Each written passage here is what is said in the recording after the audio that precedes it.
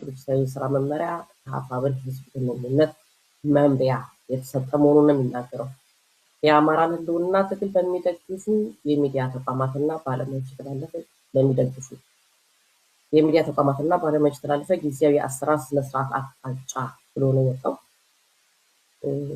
ሙሉ መግለጫውን ላንብበው መሰለኝ።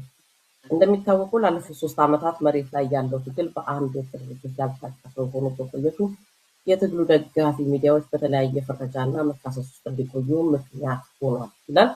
በተለይ ቡድናዊ አሰላለፍ፣ ልዩ ፍላጎትና የጥቅም ትስስር እንዲሁም ሌሎች ችግሮችን ባለመሻገሩ ምክንያት ሚዲያዎችን ባላቸው አቅም ልክ ገንቢ ሚና እንዳይጫወቱ አድርጓቸዋል ይላል መግለጫው። ስለሆነም ጥር 9 ቀን 2018 ዓ.ም የተመሰረተው አታጋይ ድርጅታችን የትግሉ ደጋፊ ሚዲያ አካላትን በድርጅቱ የአሰራር መርህ መሰረት መደገፍና የመምራት ኃላፊነቱን መወጣት ይኖርበታል። በመሆኑም በአማራ ፋኖ ብሔራዊ ንቅናቄ በሚመራው የአማራ ህዝብ የህልውና ትግል ሚዲያ የትግል አግባብ በህዝብ ግንኙነትና ፕሮፓጋንዳ እንዲሁም ፖለቲካል አክቲቪዝም ዘርፍ የምትሳተፉ የሚዲያ ባለቤትና ባለሙያዎች የሆናችሁ አካላት ከታች የተዘረዘሩትን የአሰራር አቅጣጫዎች ተከትላችሁ እንድትሰሩ በጥብቅ እናሳስባለን ብሏል። የህዝብ ግንኙነት መምሪያ የንቅናቄው ማለት ነው። አንደኛ፣ ድርጅቱ አምኖባቸው ኃላፊነት በሰጣቸው በየደረጃው ባሉ አመራሮች ላይ የሚደረግ አሉታዊ ዘመቻ በአስቸኳይ እንዲቆም ማድረግ፣ እንዲሁም አንድን አመራር በተለየ መንገድ ማወደስና በትግሉ ከሌላው በተለየ አስተዋጽኦ እንዳለው አድርጎ ፕሮፓጋንዳ አለመስራት፣ የአፋብን አመራሮች ያከናወኑትን የይቅርታ መድረክ በሚዲያው ዘርፍ ያሉት የይቅርታ መድረክ እንዲፈቱ ማድረግና የውስጥ መጠላለፉን በማስወገድ መሬት ላይ አንድ ወገን አንድ ጠላት የሚለውን በተግባር በማከናወን የአብይ አህመድ አገዛዝ ላይ ብቻ ማነጣጠር። በዚህ የህልውና ትግል ውስጥ የድርጅቱን መርህ የሚያከብሩ የሚዲያ አካላት ካሉ በአግባቡ መታገል የሚገባ ሲሆን ከዲሞክራሲ መተጋገል አግባብ ውጭ ሆነው ከድርጅቱ መስመርና መርህ በመጻረር የሚቆሙትን ድርጅቱ በሚሰጠው አቅጣጫ መሰረት ጠላትነታቸው በህዝቡ ዘንድ እንዲታወቅ ማድረግ ይላል በሶስተኛ ደረጃ ላይ ያስቀመጠው። አራተኛ፣ ትግሉን በመደገፍ በድርጅት የትግል መስመር ገብቶ መታገልን ግድ የሚል መሆኑን በመረዳት የሚዲያ ባለቤትና ባለሙያዎች ድርጅት አሰራርን በማክበር ከጣልቃ ገብነት በመራቅ የራስን ሚና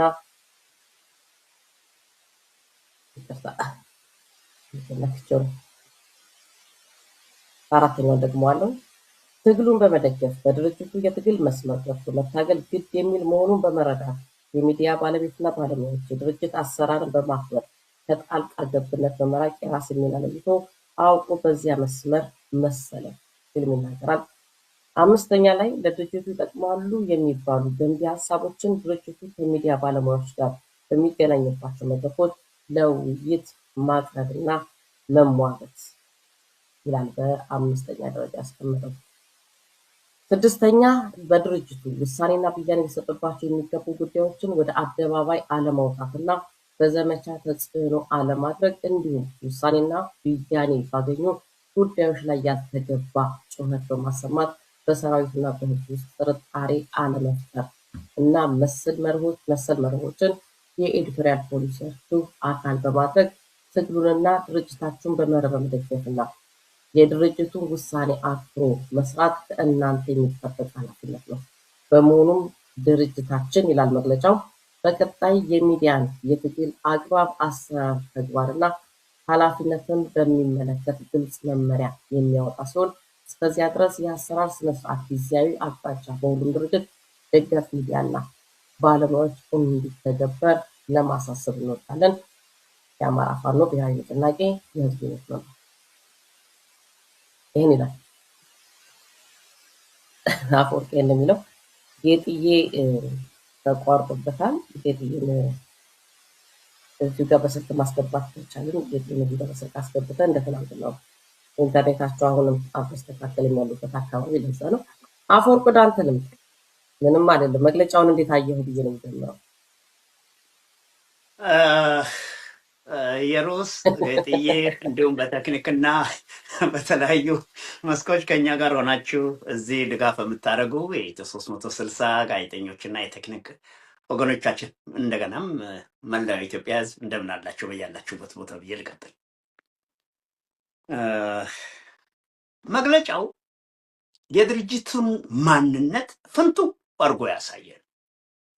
በመሰረቱ ይህ ድርጅት ስለ ፕሬስ ነፃነት፣ ስለ ህሊና ነፃነት፣ ስለ ጋዜጠኝነት ነፃነት ሳይሆን የሚናገረው የራሱ ልሳናት ስለሆኑት የራሱ ሚዲያዎች ነው። በሌላ በኩል ግን በውጭ ሀገር የሚገኙ ማንኛቸውም በዲሞክራሲ በተለያዩ አድቮኬሲም ከዛም ባለፈ በአክቲቪዝም የሚንቀሳቀሱት ሁሉ መመሪያ ማግኘት ያለባቸው ከኛ ነው የሚል ነው። እንዴት አይነት ጠቅላይነት እንደሆነ በጣም የሚገርም ነው። ሲሆን ማለት የነበረባቸው በተለያየ መንገድ በህዝብ እንቅስቃሴ ውስጥ በምችሉት መንገድ በጎነታችሁን መነሻ አድርጋችሁ ለውጤት ህብረተሰባችን እንዲበቃል ለማድረግ እያንዳንዳችሁን ትብብር ከጀመርነው ትግል አንጻር እንጠይቃለን ማለት እንጂ እኛ ባልፈቀድነው አይነት መንገድ የምትንቀሳቀሱ ካላችሁ ለህዝብ ጠላት ናችሁ ብለን እናሳውቃቸዋለን። ደንበኛ የአብዮታዊ ዲሞክራሲ የህወሓትና ኢህአደግ አሁንም የብልጽግና አካሄድ ነው። አንደኛ እኛን ለትግል የዳረገ ወይም የኢትዮጵያን ህዝብ ለትግል የሚያነሳሳ ወይም የአንድን ሰው የትግል መንፈስና ቀናኢነትን የሚመራ የአማራ ፋኖ ብሔራዊ ንቅናቄ አይደለም። የአማራ ፋኖ ብሔራዊ ንቅናቄ ትላንትና ጥር 9 ቀን 2018 ዓመተ ምህረት የተቋቋመ ሲሆን እንዴ ያልወለደውን ማሳደግ እኮ ነው የሚሆነው። እኛ በደልና ግፍ ባለበት በነፃ ጋዜጠኝነታችን ለፍትህ ቆመን ማንኛውም የሰው ዘር በኢትዮጵያችን ውስጥ ከየትኛው ማህበረሰብ ይወለድ በደልና ስቃይ ሲደርስበት ሲቃ ሲያገኘው በዓለም አደባባይ የሚጮህ ሰዎች ነን። የማንንም ህሊና መቆጣጠርም አይቻልም። በሌላ በኩል የሚገርመው ደግሞ እንደ ጠላት እንፈርጃለን እኛ የምንለውን ከዛም ባሻገር መመሪያ እናወጣላችኋለን የሚለውን ይሄ በጣም አደገኛ የሆነ የሚዲያ አፈና ነው። እንዴ በኢትዮጵያ ህዝብ ጉዳይ በአማራ ጉዳይ ስለሚመለከተን የህይወታችንም አካል ትግሉ ስለሆነ ብሶትን በመግለጽ የህዝባችን አንደበትና ልሳን በመሆን መታገል የጀመርነው ዛሬ ነው እንዴ? ከየት የመጣ? በሌላ በኩል ደግሞ አሁን እዛ መግለጫ ላይ ኢየሩስ በጣም የሚገርመው አንድን አመራር ከሌላው ማበላለጥ ክልክል። የሰው ልጅ በስራው ይለያያል። በሰው ሰውነቱ እኩል ቢሆንም ባበረከተውና በፈጸማቸው ስራዎች በታሪክና በገድሉ ሲዘከር አንዱ ከአንዱ ይበልጣል። ለዚህ ነው በማህበረሰባችንም የእድገት ታሪክና በሀገረ ግንባታ ታሪክ ውስጥ ኢትዮጵያ እንደ አገር ስትመሰረትና ስትገነባ በዛ ውስጥ ካደረገው ታሪክ አንጻር የበኩርነቱንና ታላቅነቱን ከሌላው ህዝብ ጋር አብሮ ስለሰራና ያን አሁን ያለንባት የምንላትን ኢትዮጵያ በመሰረቱ ዕለት አማራ ትልቅ ድርሻ አለው፣ ታላቅ ቦታ አለው የምንለው ምክንያታዊ ነው። የኛ ንግግር እንደው ዝም ተብሎ በወኔ የሚደረግ አይደለም። በሌላ በኩል ደግሞ ቀደም ሲል የፋኖ እንቅስቃሴ በምን አይነት ደረጃ ተደራጅቶ ለአሁኑ እንዲደርስ ለማድረግ የተሞከረውና ያደረግነው አስተዋጽኦ በግልጽ እየታየ አንደኛውን አፍርሶ ሌላኛውን አጥፍቶ ምናምን ሲባባል ከተቆየበት ቦታ ዛሬ አንድ ሆኖ የመምጣቱ ጉዳይ እሰየው ብለን እየተናገርን፣ ነገር ግን አቋማችሁን ቁልጭ አርጋችሁ አስቀምጡ። የአማራውም ህዝብ ይህንን የመጠየቅ መብት አለው። አንዱ በአንዱ ላይ ሴራ ሲጠመዝዝ የአንደኛው ደጋፊ ሚዲያ እገሌን ግደሉ የሚያስብል መመሪያ ሲሰጥ እነኚህን እንኳን አውጥቶ ለማውገዝ ያልቻለ የህዝብ ግንኙነት ክፍል ዛሬ ተመልሶ ደግሞ ከነኚህ ጋር አብራችሁ ቅርታ ተጠያየቁ የሚል እንድምታ ያለውን መልእክት ያሰማል። አንዱ እሱን ይሄ ደግሞ ምን ያህል ከባድ እንደሆነ ከዛ ባለፈ ደግሞ ምንድን ነው የሚለው አንድ ጠላት እና አንድ ወገን በሚል ብቻ ማንን አቅፎ ማንን ለማውጋትና በማን ህልውና ላይ ተሸጋግሮ ምን ለማድረግ የታቀደ እሳቤ ነው? ይሄውን በመግለጫ አማራ አንድ ጠላት ነው ያለው፣ የኢትዮጵያ ህዝብ አንድ ጠላት ነው ያለው። የአማራ ጠላት ሁሉ የኢትዮጵያ ጠላት ነው። ጠላትነቱ ከየት እንደመጣና ለዛሬው የደም መፋሰስ ምክንያት የሆነው ህወሓት የዘረጋው ህገ መንግስትና ቀደምም ሲል ህወሓት እየፈጸመ የመጣው ደባና ግፍ ትናንትና ከ1972 ዓመተ ምህረት ግፍና በደል ጀምሮ እንዴት ሆኖ የወልቃይት ጠገዴ ራያ የሰቲት ሁመራ መሬት ተነጥቆ ወንዶቹ እንዴት ሆኖ ወደ በረሃ የግድ ሆኖባቸው እንደተሰደዱና ሴቶች ህልውናቸው ተደፍሮ ቋንቋቸው እንዴት እንደተዋጠ እንዴት ተደርጎ መሬታቸው እንደተወሰደ መጨረሻ በ1983 ዓመተ ምህረት እኮ የማዕከላዊውን አገዛዝ በለስ ቀንቶት ህወሓት በሚይዝበት ጊዜ የምርኮስ ሰዎችን አምጥቶ በኦህዴድነት በሌላ ቦታ ደግሞ ቀደም ሲል የኢህአፓ ታጋዮች የነበሩና የተሸነፉትን በባዕድን ስም የኢትዮጵያ ህዝብ የዲሞክራሲ ንቅናቄ የሚለውን ወደ አማራ ዝቅ በሉ የሚል አይነት ስም ሰጥቷቸው ህወሓት አስኳል ሆኖ ሲመጣ የአማራን መሬት እኮ ለማስቀማት ሲመራ ጦር የነበረ አካል አሁንም ቢሆን በአማራ ህልውና ላይ እየመጣ ያለውን መከራ በማሳየቱ እኛ ፍንትው አድርገውነቱን እናሳያለን። አንደኛ ለህሊናችን ነፃነት ነው የምንታገለው፣ ለገባነው ቃል ኪዳን ነው፣ የህዝባችን ድምፅ ለመሆን ነው።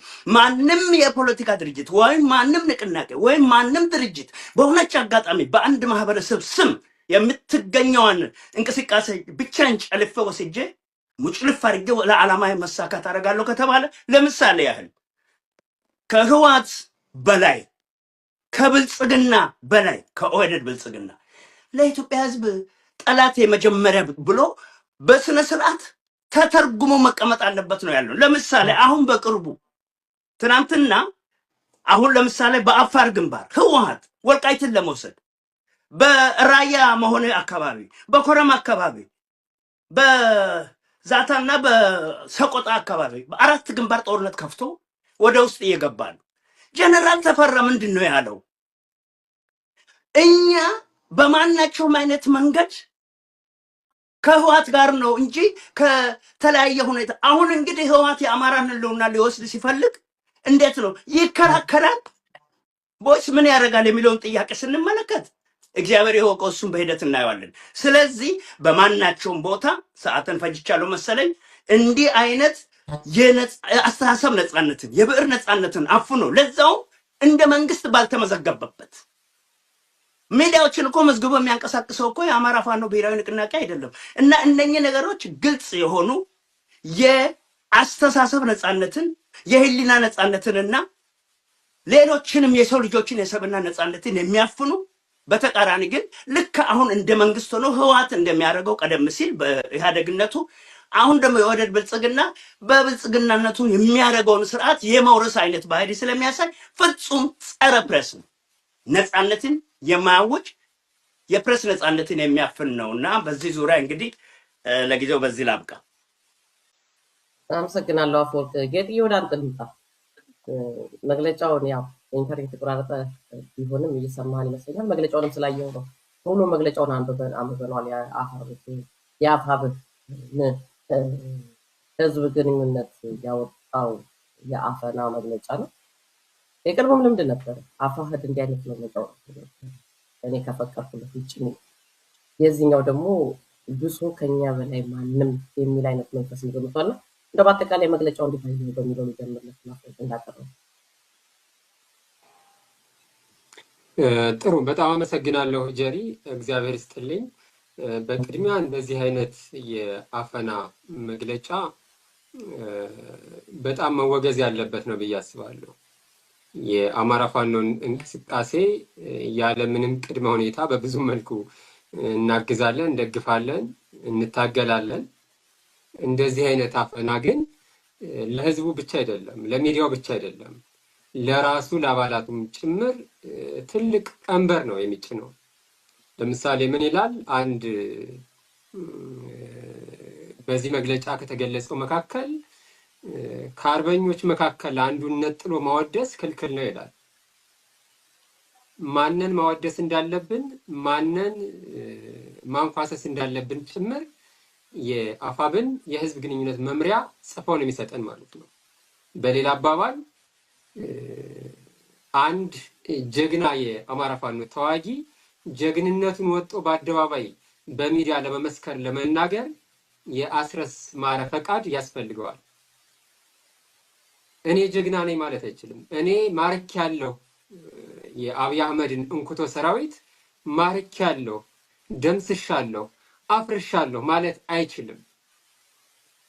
የአስረስ ፈቃድ ያስፈልገዋል ማለት ነው። የህዝብ ግንኙነት መምሪያው ፈቃድ ያስፈልገዋል ማለት ነው። እና በጣም አምባገነናዊነት የታየበት መግለጫ ነው። ሰፋ አድርገን እንየው ከተባለ ዓላማው ምንድን ነው ብለን ካሰብን ዓላማው ፍጹማዊ የሆነ የስልጣን ቁጥጥርን መያዝ ነው። በአንድ የተወሰነ ቡድን በአንድ የተወሰነ ስብስብ ብቻ እጅግ ፍጹማዊ የሆነ አብሶሉት የሆነ የስልጣን ቁጥጥርን በእጅ ማድረግ መያዝ ነው።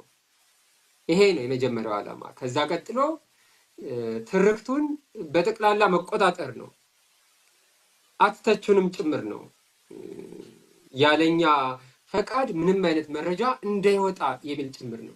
ይሄ ደግሞ በተለይ በጦርነት ዘመን ሲሆን እጅግ በጣም አደገኛ ነው። እንደዚህ አይነት አምባገነንነት በሰላማዊ የአስተዳደር ጊዜ በሰላማዊ የአገዛዝ ጊዜ ቢደረግ አደገኛ ነው፣ ግን ይሻላል። በጦርነት ሰዓት ደግሞ ሲደረግ እጅግ በጣም አደገኛ ነው። ለምንድን ነው እጅግ በጣም አደገኛ የሚሆነው? ጦርነት በባህሪው ብዙ ወንጀሎች የሚሰሩበት ክስተት ነው። ከመደበኛው ሕግ ወጠሽ በጦር ሕግ የምትመሪበት የምትዳኝበት ሰዓት ነው እና በዛ ሰዓት ጠላትም ወገንም መረጃን ለመደበቅ በጣም ትንቅንቅ ያደርጋል። መረጃን ለመገልበጥ ትንቅንቅ ያደርጋል። ለመገልበጥ ማለት ራሱ የሰራውን ኃጢአት ለአበበ ለከበደ ለማሸከም ማለት ነው። እድፉን ለሌላ ሰው ለመስጠት ማለት ነው። ትንቅንቅ የሚደረግበት ነው ጦርነት እና በዚህ ሰዓት ሚዲያውን በጠቅላላ በዚህ መልኩ ለመጠርነፍ ለማዘዝ መሞከር እጅግ በጣም አደገኛ ነው። በአሁኑ ሰዓት የፕሬስ ነፃነት በዓለም አቀፍ ደረጃ እንደ አንድ የሰብአዊ መብት ተቆጥሮ እየተከበረ ባለበት ሰዓት ከዓለም አቀፍ ማህበረሰብ ጋር ብዙ የዲፕሎማሲ ስራዎችን እሰራለሁ፣ አብይ አህመድን አሽቀንጥሬ እጥላለሁ የሚል የፋኖ አደረጃጀት እንደዚህ ማድረጉ በጣም ውድቀት ነው። እውነት ለመናገር ምንሽ አንዳንዴ በአማርኛ የሚጽፉትን ሁሉ በአማርኛ ወጥተው የሚናገሩትን ሁሉ ዓለም አቀፍ ማህበረሰብ ማይሰማን ማያውቀው ሁሉ ይመስላቸዋል መሰለኝ። በተለይ አስረስ ላይ እንደዚህ አይነት ነገሮች ያለው ብዙ ጊዜ በአደባባይ ወጥቶ ሲናገር የማይላቸውን ነገሮች እዛ ሰራዊቱን ሰብስቦ ሲናገር ግን ይላቸዋል። ከዛ ተቀርጾ ደግሞ ወደ አደባባይ እንደሚወጣም ልብ አይለውም መሰለኝ እና ዓለም አቀፉን ማህበረሰብ ጭምር ሊያስቆጡ የሚችሉ ነገሮችን ለይተው አያውቁም። አይ በአማርኛ ከሆነ ችግር የለውም የሚሉ ጭምር ይመስለኛል።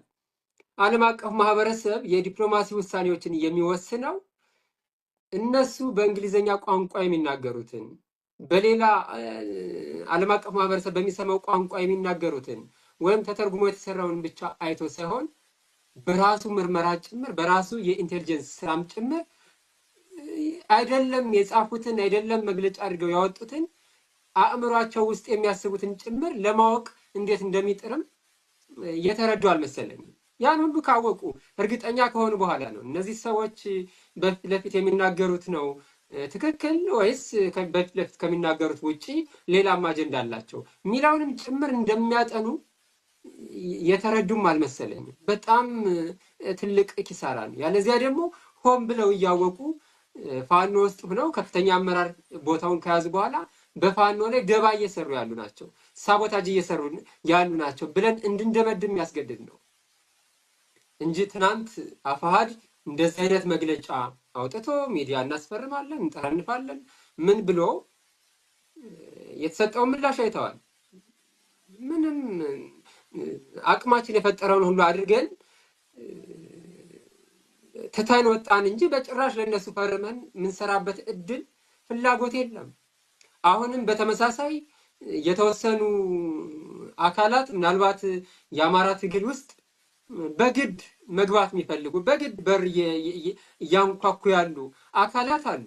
ለአማራው በጣም ሩቅ የሆኑ አካላት አሁን ሚዲያ የተቆጣጠሩ የያዙ እነኚህ ሰዎች አይ ትእዛዛችሁን ተቀብለናል፣ አቅጣጫችሁን ተቀብለናል፣ አንዴ ከወያኔ ጋር የነበሩ አንዴ ከኦህዴድ ጋር የነበሩ አንዴ የአማራ ብሔርተኝነት ምንትስ ነው ቀጥስ ነው እያሉ ሲያጣጥሉ የነበሩ አማራውን ሲያንቋሽ ዝቅ ሲያደርጉ የነበሩ አሁን በአማራ ብሔርተኝነት ተጠልለው የአማራ ህዝብ የህልውና ትግል የሚዲያ አጋር ሆነው ለመቅረብ ጥረት የሚያደርጉ አካላት እሺ እንቀበላቸዋለን፣ ትክክል ናቸው፣ ጎሽ ሌላም መመሪያ ስጡን፣ ሌላም አምጡና ጫኑልን፣ እናንተ ከምትሉት ከምታስቡት በቀር ትንፍሽ አንልም አንናገርም ስላሏቸው ብቻ ትክክል የሆኑ መስሎም እንዳይሰማቸው ስጋት አለኝ እና በጣም በጣም ፍጹም አደገኛ የሆነ ዓለም አቀፍ የመብት ጥሰት ነው የአማራ ፋኖ ብሔራዊ ንቅናቄ በህዝብ ግንኙነት በኩል እያደረገ ያለው ያንን ነው። አንድ የሆነ አስተሳሰብ ብቻ እንዲኖር የአስተሳሰብ ብዝሃነት እንዳይኖር እዛ ኮማንድ ውስጥ ሆነው አበበና ከበደ እኩል ከፋብሪካ እንደወጣ ሳሙና እኩል እንዲቀረጹ ለማድረግ ፈጽሞ የነሱ ጉድፎች ጠማማዎች እንዳይስተካከሉ ባሉበት እንዲቀጥሉ ለማድረግ አንዱን የሚፈልጉትን የስብዕና ገደላ ለመስራት የሚፈልጉትን ደግሞ የስብዕና ግንባታ ለመስራት እንዲያመቻቸው ነው። አሁን አንዱን አመራር ነጥሎ ማወደስ አይቻልም። ምንትስ ያሉት ላዩን ሲታይ ቅንነት ያለበት የሚመስል ነው። ብዙ ሰው ካልመረመረው ቅንነት ያለበት የሚመስል ነው። ማለትም አሁን ልዩነት ሰፍተዋል። ያ ልዩነት እንዳይሰፋ እንዳይጠነክር ምንትስ ቅብጥስ እኛ እውቅና የሰጠናቸውን ማንቋሸሽ ማንጓጠጥ አይቻልም፣ ዝቅ ማለት አይቻልም። እንደዚህ ራሳቸውን ነው የእውነትነትና የሐሰትነት ሰርቲፊኬት ሰጪ ጭምር ያደረጉት ማለት ነው።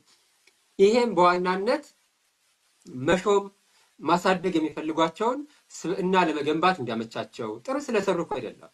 መጥፎም የሚሰሩ በጣም ደካማ ሊሆኑ ይችላሉ።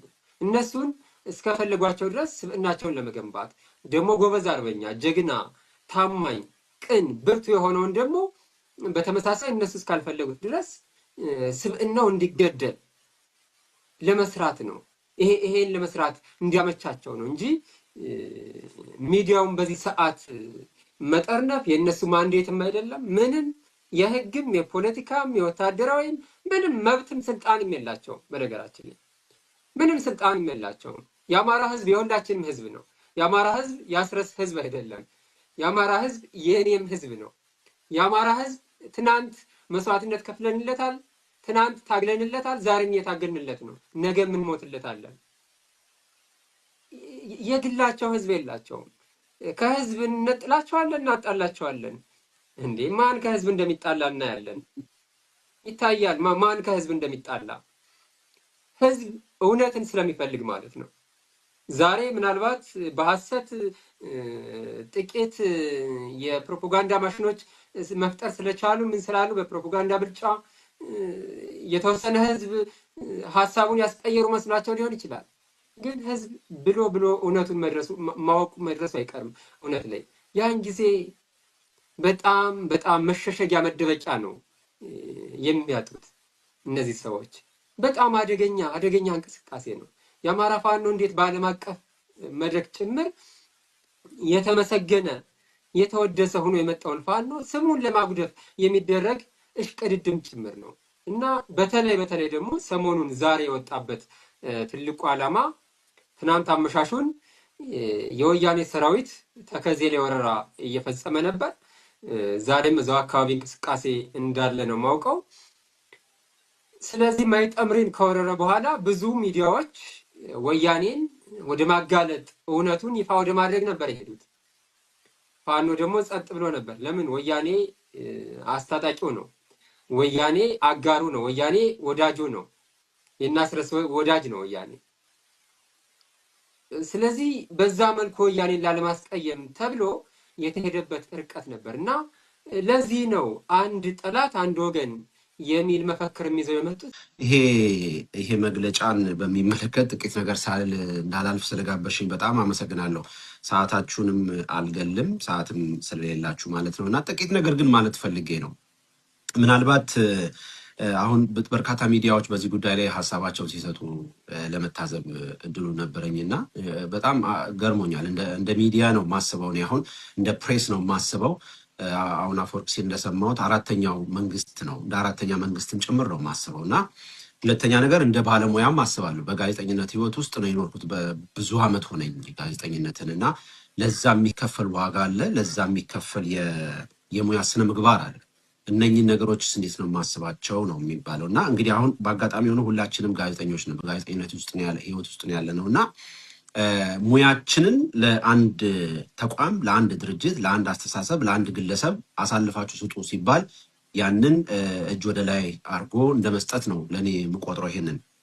ስለዚህ እንግዲህ ምናልባት በአንድ ቋጥ ውስጥ ግቡና እኛ በምንነግራችሁ፣ እኛ በምንመክራችሁ፣ እኛ በቀደርነው ቦይ ብቻ ሂዱ ማለት አንደኛ ነገ ከነገ ወዲያ ሊሰሩ ያሰቡት ነገር አለ ማለት ነው። እኔ እንደሱ ነው ተረኩኝ።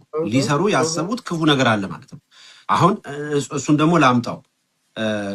የህወሓት አስተሳሰብ አለ፣ የሻዕቢያ አስተሳሰብ አለ፣ ወልቃይት ጠገዴ አለ፣ ብልጽግና አለ። በእነኚህ አራቱ ዙሪያ የሚያጠነጥን ነው የአማራ ትግል። የአማራ ትግል ባለፉት 50 ዓመታት ይሄንን በጣም ደጋግሜ እለዋለሁ። ከብዙ ባለሙያዎች ጋር ቁጭ ብዬ የመወያየት እድሉ ገጥሞኛል። በጣም ትልልቅ አውስትራሊያ ታሪክ ከሚያስተምሩ ምሁር ጋር ተቀምጬ ለማድመጥ ችያለሁ። በአማራ ህዝብ ላይ ባለፉት 50 ዓመታት የተሰሩ ስራዎች አማራ ዛሬ አሁን ለሚደርስበትና እየደረሰበት ላለው ነገር መሰረቶቹ እነኛ ናቸው። ባለፉት 50 ዓመታት ተጽፎበታል፣ ዶክመንተሪ ተሰርቶበታል፣ ግለሰቦች አርቲክል ጽፈውበታል፣ መጽሐፍ አሳትመውበታል። የሐሰት ትርክት ተነስቶ የሐሰት ትርክቱን መመለስ በማይቻልበት ደረጃ ተሰርቶበታል።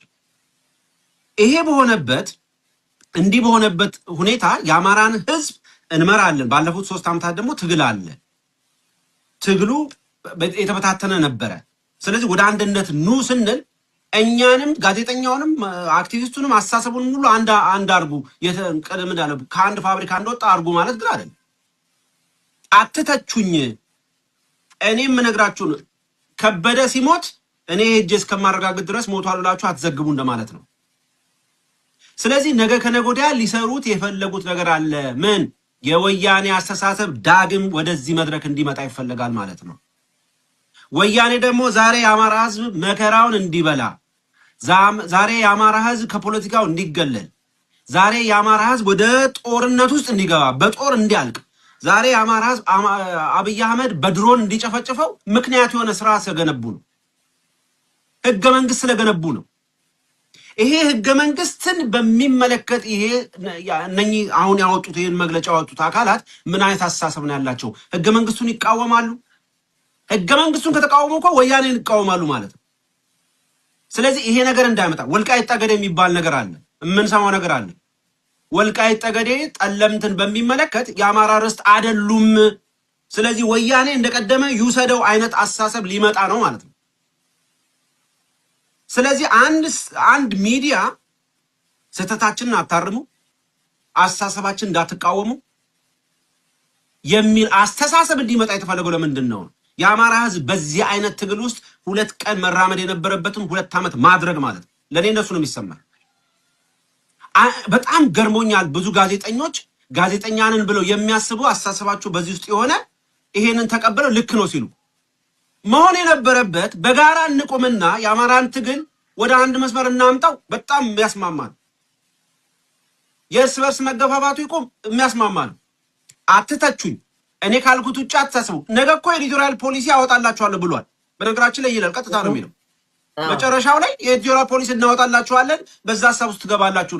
አሁን ጌጥዬ ተሰደደለት፣ ጌጥዬ ትረሸናል የተባለለትን ነገር ተቀብሎ ዛሬ እንደዛ ያስተጋባል ማለት ነው። እኛን ተይ። ይሄ ልጅ 2 ዓመት እዛ ውስጥ አልተላፋም፣ ሳይበላ 3-4 ቀን አላደረም፣ ጥይት አልጮህበትም፣ የግድያ ሙከራ አልተሞከረበትም። በጋዜጠኝነቱ ምክንያት ማለት ነው። እኛ እኮ ጋዜጠኛ ጌጥዬ እዛ ሲቀመጥ ታሪክ ይዘግባል ብለን ነው። ታሪክ ይመዘግባል። ጋዜጠኞች ናቸው የዓለም ታሪክን ብዙ ጊዜ የጻፉት፣ ለውጥ ያመጡት ጋዜጠኞች ናቸው። ይሄንን አስተሳሰብ መጨፍለቅና ከዚህ አስተሳሰብ ውጭ እንዳታስቡ ማለት ይሄ ትግል የትም አይደርስም እንደማለት ነው። የትም አይደርስም ማለት ነው። እንምጣና በጋራ እንሰብሰብና የአማራ ህዝብ እስከዛሬ ድረስ የተበታተነ አስተሳሰብ ነበረው። አሁን ወደ አንድነት መተናል። እንዴት እንጓዝ? ምን አይነት ዘገባ እንዘግብ? እንዴት እንዘግበው የአማራ ትግል ብሎ ከጋዜጠኞቹ ጋራ ከሚዲያዎቹ ጋር ቁጭ ብሎ ተወያይቶ ቢሆን ደስ ይላል። ራሱ አስቦ ራሱ ጽፎ ራሱ አስጠንቅቆ እንደገና የኤዲቶሪያል ፖሊሲ አወጣላችኋለሁ ማለት በቃ የአማራ ህዝብ አታውቁትም ማለት ነው። ኢትዮ 360 የተመሰረተው አስረስ እኮ የአብይ አህመድን ሸሚዝ ቲሸርት ለብሶ በሚያቀነቅንበት ሰዓት ኢትዮ 360 ይታገል ነበረ፣ መረጃ ያወጣ ነበረ፣ ስለ አማራ ህዝብ ስቃይ ይጮህ ነበረ። ይሄንን ድርጅት ዛሬ እኔ ባልኩትና እኔ በቀደድኩት ቦይ ትሄዳለህ ሲል ለጥቂት ትንሽ ነገር አያታፈር? ስለሌላው አያገባኝም። እኔ ስለ ኢትዮ 360 ነው የምቆረቆር። ስለኔ እኔ አማራን ህዝብ ትግል ዛሬ አይደለም አስረስ ሸሚዝ በሚለብስበት ሰዓት የአብይን አህመድ ቲሸርት ሲለብስ እኔ እየታገልኩ እየጮኩ ነበር። እዛ አካባቢ ያሉ ጠቅላላ ማን ምን እንደሆነ በደንብ እናውቃለን እኮ። ጋዜጠኝነትን ግን በምንም ተአምር አዋርደን እንድንሰጥ እንትን አይደለም። አሁን ይኸው አንዳንድ ኮመንቶች እያየው ነው። እኛ እያልን ያለ ነው አንድነትን የሚቃወም ከአንድነቱ ጋር የተገናኙ ኔጌቲቭ ነገሮችን አዎ ያንን እንቃወማለን። እኛ አጨብጭበናል እኮ ደስ ብሎን። አንድ መሆናቸውን ነው የምንፈልገው።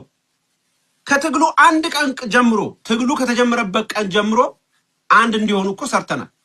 እያንዳንዳችን ምን እንደሰራን ታሪክ ያውቀዋል። እግዚአብሔር ደግሞ የሰማይ አምላክ ይመሰክራል። እነሱ እኮ እርስ በርስ ሲገዳደሉ እኛ ጠው ብለን ስንጮህ ነበረ። ስለዚህ ይሄ በሆነበት ይሄ አስተሳሰብ ባለበት ሁኔታ አሁን ጋዜጠኞችን አፍኖ በዚህ በኩል ሂዱ ማለት ነገ ነው የሚያስፈራኝ። የሁለት ቀን ጉዞ 2 ዓመት፣ የሁለት ዓመት ጉዞ 20 ዓመት ነው የሚሆነው ማለት ነው። የአማራ ትግል የአማራ ህዝብ ፋኖ ከጫካ ሳይወጣ 20 ዓመት ሊሞላ ነው ማለት ነው። እንዲህ ከሆነ ግልጽ ይሁኑ። ቀላል እኮ ነው። ግልጽ ይሁኑ። የሚሰሩትን ስራ ይስሩ። የጋዜጠኛ የሚጠይቃቸው ምላሽ ይስጡ። ይሄ ነው ትግል ማለት። ይሄ ነው ግልጸኝነት ማለት። ይስጡ። ከዛ በኋላ ነው የሚታረሙት። አስረስ እኮ እኔን አታርሙኝ፣ ዘመነ እኔን አታርሙኝ ሊል ነው ማለት።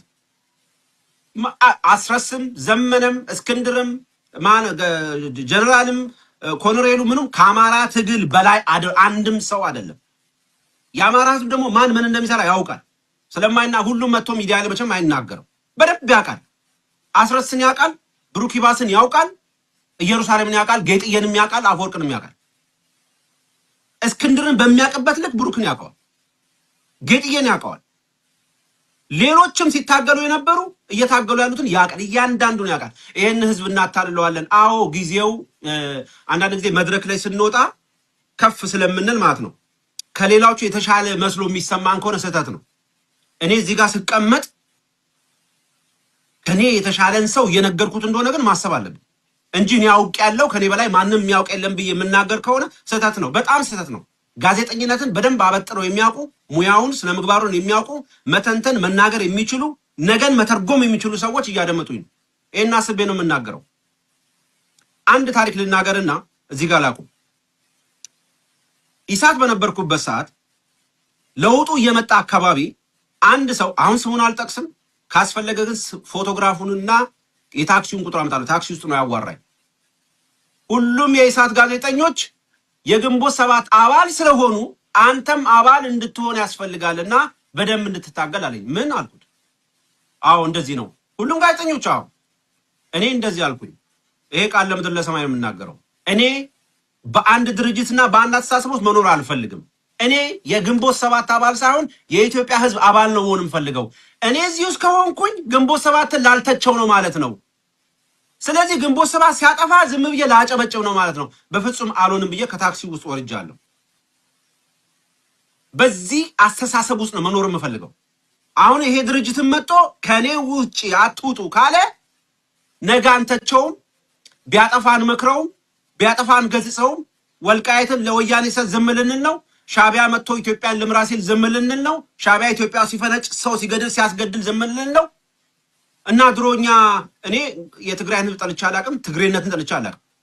የወያኔ አስተሳሰብ ግን ኢትዮጵያን ያጠፋል ብዬ ታገያለሁ። አሁንም ያጠፋል። የብልጽግና አስተሳሰብ ኢትዮጵያን ያጠፋል፣ አሁንም ያጠፋል።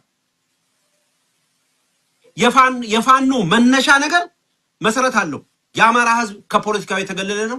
ባለፉት 50 ዓመታት መከራ ተሰርዶበታል፣ ተዘርቶበታል፣ ያሰር ትርክ ተሰርቶበታል። ይሄንን ማስተካከል አለበት። ይሄንን ለዚህ እቆማለሁ፣ እታገላለሁ። ከዚህ ውጭ ያለ አስተሳሰብ ግን በፍጹም አልስማማም። ጋዜጠኝነትን ደግሞ ከነኩ ከዚህ በላይ ሆቶኝ ይናገራል፣ እጮሃለሁ። ዓለም ያደምጣል። በነገራችን ላይ ቅድም ጌጥዬ እያለ ነበር። ዓለም ያደምጣል። ዓለም አማርኛ ሰማን ብለው ነው እንዴ? በዘመን አሁን ይሄንን አሁን ያየነውን እዚሁ አየር ላይ ማለት ነው በላኩት ደቂቃ ተርጉሞ የሚያሳይ ዘመን ነው ያለው። እነኚህ ሰዎች ነገ ስልጣን ሲይዙ ምንድነው አሁን ቅድም ውጪ ስናወራ ነበር ጌጥዬ ያለው አሁን የታሰሩ ጠቅላላ አይፈቱ ማለት እኮ ነው። ጋዜጠኞቹ ዘላለማቸውን እዛው ሊቀመጡ ነው ማለት ነው በዚህ አስተሳሰብ ውስጥ ያሉ። ስለዚህ ከዚህ አስተሳሰብ ወጥተው አንድነቱ ሳይፈርስ አንድነቱ ሳይነካ የአማራ ህዝብ ያለበትን መከራ ታሳቢ ያደረገ እንቅስቃሴና የሚዲያ መስመር ካልተያዘ እንዳልኩት 2 ዓመት የነበረው 20 ዓመት ነው የሚሆነው። ከዚህ ትግል ሳይወጣ እዛው ዘመነም አስረስም እዛው ያረጃሉ ጫካ ውስጥ ማለት ነው። እና ከዚህ አስተሳሰብ እንዲወጡ ነው የምለው። ከዚህ በላይ ልል አልችልም። እግዚአብሔር ይስጥልኝ ጄሪ፣ በጣም በጣም ትልቅ እድል ነው የፈጠርሽልኝ። ቴንክ ዩ በጣም